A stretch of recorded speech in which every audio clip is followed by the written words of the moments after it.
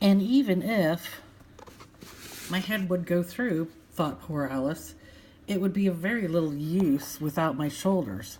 Oh, how I wish I could shut up like a telescope.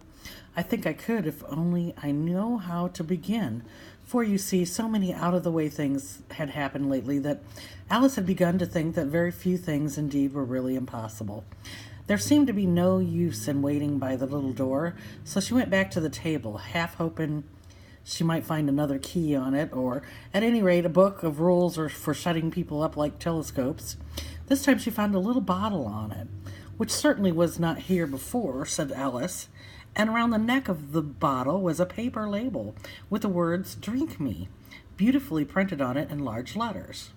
It was a very well it was all very well to say "drink me," but the wise little Alice was not going to do that in a hurry. No, I'll look first, she said, and see whether it's marked poison or not. For she had read several nice little histories about children who had gotten burnt and eaten up by wild beasts and other unpleasant things, all because they would not remember the simple rules their friends had taught them, such as a red-hot poker will burn you if you hold it too long, that if you cut your finger very deeply with a knife, it usually bleeds, and she had never forgotten that. If you drink much from a bottle marked poison, it is almost certain to disagree with you sooner or later. However, this bottle was not marked poison to Alice ventured to taste it, and finding it very nice. It had, in fact, a sort of mixed flavor of cherry tart, custard, pineapple, roast turkey toffee, and hot buttered toast. She very soon finished it off. What a curious feeling, said Alice. I must be shutting up like a telescope. And so it was indeed. She was not only 10 inches high, and her face had brightened up at the thought that she was now the right size for going through the little door into the lovely garden. First, however, she waited for a few minutes to see if she was going to shrink any further. She felt a little nervous about this, for it might end, said Alice to herself, in my going out altogether like a candle. I wonder what I should be like then. And she tried to fancy what the flame of a candle is like after a candle is blown out, for she could not remember having ever seen such a thing. After a while, finding nothing more happened, she decided on going into the garden at once. But alas, poor Alice, when she got to the door, she found she had forgotten the little golden key. And when she went back to the table for it, she found she could not possibly reach it. She could see it quite plainly through the glass, and she tried her best to climb up one of the legs of the table, but it was too slippery. And when she tried herself out with trying, the poor thing sat down and cried. Come, there's no use in crying like that, said Alice to herself rather sharply. I advise you to leave off this minute. She generally gave herself a very good advice, though she very seldom followed it, and sometimes she scolded herself so severely as to bring tears into her eyes. And once she remembered trying a box on her own ears for having cheated herself in a game of croquet she was playing against herself, for this curious child was very fond of pretending to be two people. But it's no use now, thought poor Alice, to pretend to be two people. Why, there's hardly enough of me left to make one respectable first person. Soon her eye fell on the little glass box that was lying under the table. She opened it and found it in a very small cake, on which the words "Eat Me" were beautifully marked in cursive in currants. Well, I'll eat it, said Alice, and if it makes me grow larger, I can reach the key, and if it makes me grow smaller, I can creep under the door. So either way, I'll get into the garden, and I don't care which happens.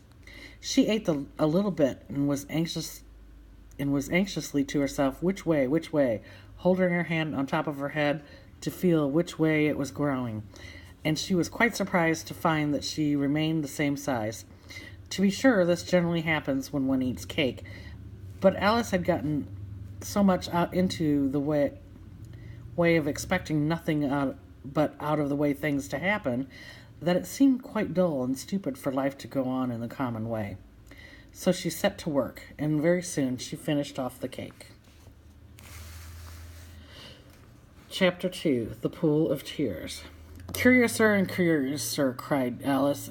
She was so much surprised that for the moment she quite forgot how to speak good English. Now I'm opening out like the largest telescope that ever was. Goodbye, feet, for when she looked down at her feet, they seemed to be almost out of sight. They were getting so far off. Oh, my poor little feet. I wonder who will put shoes and stockings for you now, dears. I'm sure I shan't be able. I shall be a great deal too far off to trouble myself about you. You must manage the best way you can, but I must be kind to them, thought Alice, or perhaps they won't walk the way I want to go. Let me see. I'll give them a new pair of boots every Christmas. And she went on planning to herself how she would manage it. They must go by carrier, she thought, and how funny it'll seem sending presents to one's own feet, and how odd the directions will look. Alice's right foot, Esquire, hearthrug near the fender, with Alice's love. Oh dear, what nonsense I'm talking. Just when her head struck against the roof of the hall, in fact she was now more than 9 feet high, and she took up the little golden key and hurried off to the garden door. Poor Alice, it was as much as she could do, lying down on one side to look through into the garden with one eye, but to get through was more hopeless than ever. She sat down and began to cry.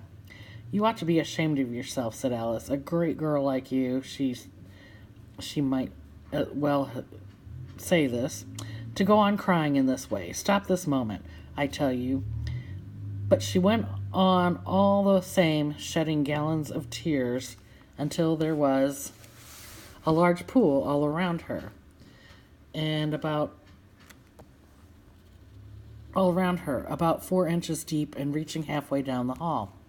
After a second time she heard a little pattering of feet in the distance, and she hastily dried herself eyes to see what was coming.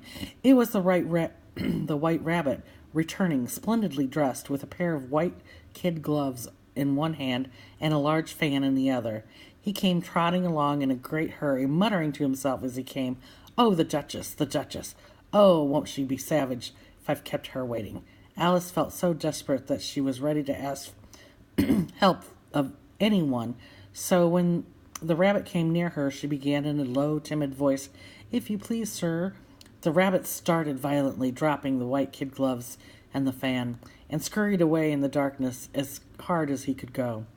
Alice took up the fan and gloves, and as the hall was very hot, she kept fanning herself all the time. She went on talking, Dear, dear, how queer everything is today, and yesterday things went on just as usual. I wonder if I've been changed in the night. Let me think. Was I the same when I got up this morning? I almost think I can remember feeling a little different. But if I'm not the same, the next question is, who in the world am I? Ah, that's the great puzzle.